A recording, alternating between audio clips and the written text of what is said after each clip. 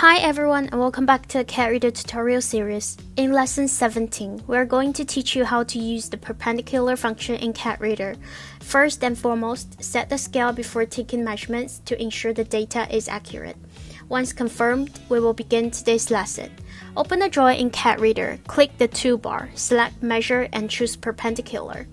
Next, select the point you want to measure, then select the line you want to measure from.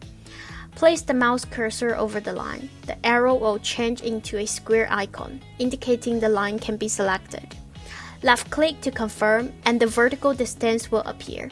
You can also move the mouse to choose the location where you want to place the measurement result, and left-click to save the vertical distance.